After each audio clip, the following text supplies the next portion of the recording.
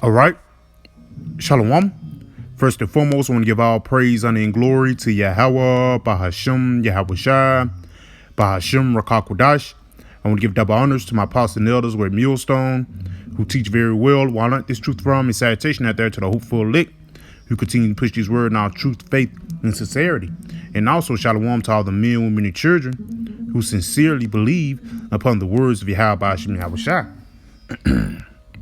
And on today, just basically getting on Esau carrying these weapons of mass destruction, man. Because when Bush was on the when he was on the podium, for the lack of better words, when he was a puppet, he still is, but when he was one of those major puppets, one of those things that he used to go into the Middle East and steal things from people, he said those people had weapons of mass destruction.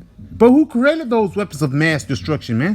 Who was the ones that dropped the bomb on Hiroshima and Nagasaki? Which shows you that Esau is one of the biggest hypocrites upon the planet Earth, man. Yahweh Ba'ashim Yahweh Shai is going to ultimately have to do something about this devil, man. So like him. Yes, he's going to do something about this devil. And what he's going to do, he's going to punish this devil how this devil punished the world, man. Because you have to realize, ever since Esau had been upon the planet Earth, he took peace from it. As a matter of fact, let's go ahead and start right there, man. In Revelations, the 6th chapter, jumping down to the 4th verse. It says, and there went out another horse that was red, and power was given unto him. Now, right there, let's stop right there. That horse, it actually represents power. And it says that was red. You go into that word red, translated in Hebrew, it actually goes into Edom, man. Let's read this again. It says, and there went out another horse that was red, and power was given unto him that sat thereon to take peace from the earth. How you take peace from the earth? Through war. World War I, World War II. Hey, Cyrus wasn't reigning when that was happening, man. Darius, Nebuchadnezzar, they wasn't reigning once the whole planet Earth was at war.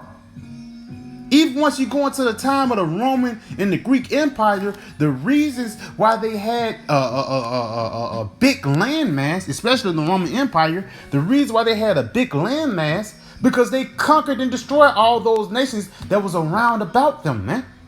Even when Alexander was on the scene, he was crying because it wasn't nobody else that he could take over. Shows you that this guy, he's nothing but a bloodthirsty man. It says, and power was given unto him that sat thereon to take peace from the earth, and that they should kill one another. And there was given unto him a great sword. And that great sword, for the lack of better words, you can say that's those ICBM nuclear missiles.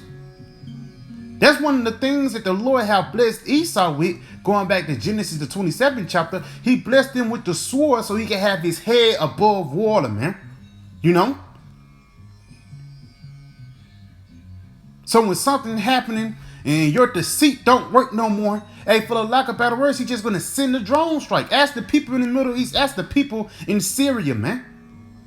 They ain't doing it under the banner of righteousness. They're not doing it under the banner of, being a diplomatic person or even pushing out fair deals into these nations. Man, for the lack of better words, these devils are pushing for this for their own good, not for the good of the planet Earth. You going over there to the, a little village in Africa, and you trying to bring democracy up there. You trying to bring the Western society over there, and ultimately you just fuck things up. And let's say if people don't hearken into your ways, then you're going to do what? Bomb them to hell and back. And that's the characteristics of an Edomite, man. Let's go to Isaiah real quick, because the Lord, he actually created Esau to fulfill his life. And what is Esau like? To destroy. He's the harbinger of death. When you go into the Oppenheimers, man. He even claimed, he said, I'm a destroyer of worlds. He even said in that video that what? He's an Edomite.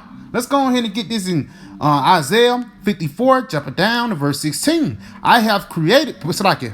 Behold, I have created the smith that bloweth the coals in the fire, and that bringeth forth an instrument for his work. And what's that instrument for his work, man? The missiles. Because the Lord put the spirit, especially during World War II, and even during World War I, we go into the V2 missile. he put the spirit on these Edomites to actually, not just a blacksmith that's banging swords. No, that modern day blacksmith with these different scientists crashing atoms, see what type of chemicals they get together and make a big explosion. For the lack of better words, these devils have had a diligent search of how to kill people, man. Read this again. Behold, I have created the smith that bloweth the coals in the fire, and that bringeth forth an instrument for his work. I have created the waster to destroy. And what's the biggest weapon that everybody's afraid of right now, man? What's the biggest weapon that all these different nations, for the lack of better words, is scared to say? And I'm saying the N word, and I ain't talking about nuclear, man. That's that waster to destroy that these devils are finna get ready to push forth upon the planet Earth, man. But that waster to destroy is going to ultimately lead into your destruction. Because the same way that you got into power, Yahweh Ba'ashim Yahushua, he's going to do the same thing to get you out of power, man. Let's go to Psalm 7. And that's the beauty of Yahweh Ba'ashim Yahushua. The same steps that you walked on is going to be the same steps you're going to bang your head on the way down. This Psalm 7, and I'm going to start at verse 13. Yep, I'm going to start at verse 11. Salakia. It says, the Most High judgeth the righteous, and the Most High is angry with the wicked every day. Even how this nigga got into power and what he's doing with his power, man. Yahweh Ba'ashim Yahushua looking down upon the planet Earth and see the LGBT in the rainbow flag. What the hell going on here, man? Esau must be in rulership. Let's continue on, because even though, for lack of better words, there always been, vile people upon the planet Earth. Hey, the vile people upon the planet Earth is hanged now. Why? Because Esau's in rulership. Psalms 12. Let's get that real quick.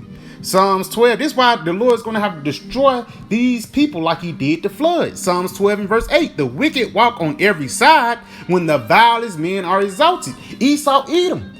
As the leader of the people is, as the leader of the city is, so are the people. So if Esau wicked, he's going to trickle down to the rest of these people. And that's why the Lord, he's not only mad at Esau, he's mad at the people that come under the banner of Esau, who's conformed unto the ways of Esau. You go into that word conform, it actually means to pattern yourselves out of someone else's character, man. Instead of you patterning yourselves after Yahweh, you're patterning yourselves after Bill Gates, who got more salt. Let's continue on though. At Psalm 7, verse 12. It says, he will not turn, he will whet his sword, he hath bent his bow and made it ready. Now that bow is actually talking about the silos that actually propel these nuclear missiles, man. Whether it be in a nuclear submarine, or whether it be a missile in the ground. Let's continue on though. It says, he hath also prepared for him the instruments of death. And Esau, he is as death. So he should be the creator of the instruments of death, which is what? The nuclear missiles. It says, read this again. It says, he has also prepared for him the instruments of death. He ordaineth his arrows against his persecutors. Behold, he travaileth with iniquity and conceived mischief and brought forth falsehood. And yes, this nigga, he ran the whole planet Earth in deceit, man. And even when these other nations had got control or had power how to do these, weapons of mass destruction, for the lack of better words, Esau wanted to demonize them to hell and back. Go over there and take their shit and teach them a lesson, man. But the Lord, he's going to teach you the ultimate lesson, man. You try to teach those gooks Hiroshima and Nagasaki lessons. The Lord, he is going to teach you a lesson, man. The same lesson that you taught him. Let's continue on. That's beautiful, because that's the same way you got into power, and it's going to be the same way that the Lord is going to take you out of power. It says, he hath made a pit and digged it, and is falling into the ditch which he made. Because yes, through the atom bomb, you had the juice. You had rule over the whole planet Earth, man. But for the lack of better words, it was short-lived, because now everybody have control of those WMDs, man. Something that you created.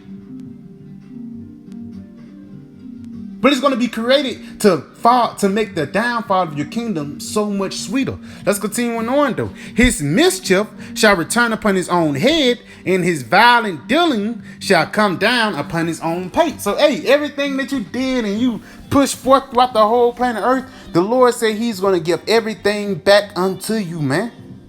You got in the planet, you got in rulership through the sword, you're going to get out of rulership through the sword, man. You know, and no matter how much you cry, no matter how much you push, no matter how you try to fight, you're going to fulfill prophecy, man. What prophecy you're going to fulfill? These missiles, these arrows getting shot throughout the whole planet Earth. Let's get there. Let's end off on that, man. Because this prophecy must be fulfilled, brothers. You know? 2nd Ezra 16. I'm going to jump down to verse. Matter of fact, let's start at verse 2. A sword is set upon you, who may turn it back. A fire is set among you, who may quench it. Plagues are sent unto you. What is he that may drive them away? So the prophecies, the nuclear missiles, the fire, all hell breaking loose, man. But we already know the missiles is going to be the height of this kingdom, because the missiles is actually the representation of the end of this rulership, but it's also the beginning of the kingdom of heaven. So Lord, so who's going to drive away these plagues, our son? Verse 6, may any man drive away a hungry lion in the wood, or may anyone quench the fire in the stubble when it hath begun to burn? May one turn again the arrow that is shot of a strong archer? And that's talking about the missiles. You know, you can shoot an arrow and it's a possibility you can stop it. It's a possibility you can dodge out the way. But those nuclear arrows, it's hard to escape. The only way you can escape it is you have to go up into a chariot, for the lack of better words, man. Into a UFO for the people who don't know what's going on, man. Let's continue on. Read this again. It says, may one turn again the archer that is shot of, it's like kind of excited. May one turn again the arrow that is shot of a strong archer. The mighty Lord sending the plagues. Who is he that can drive them away? And the Lord, he's actually making these plagues come down upon your own pate, man. A fire shall go forth from his mouth, and who is he that may quench it? So who's going to stop the Lord from destroying America? Nobody. No.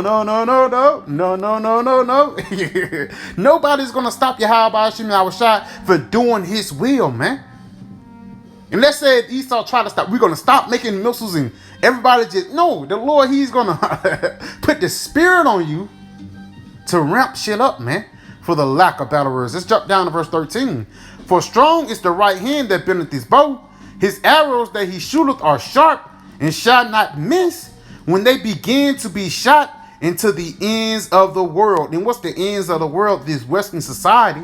The beginning is the east. But let's say, okay, for lack of better words, how the hell can you get an arrow from, Saudi Arabia all the way to America?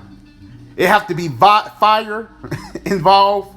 It have to be iron involved, silos, and ultimately nuclear weapons. That's the ultimate arrow that the Lord is going to send upon this place, man. Even when you go into military talk, if somebody shoot a missile, they don't know where it went. They called it a broken arrow, man. And we're in the midst of prophecy, and things are wrapping up with World War III, Russia and Ukraine, NATO, U.S.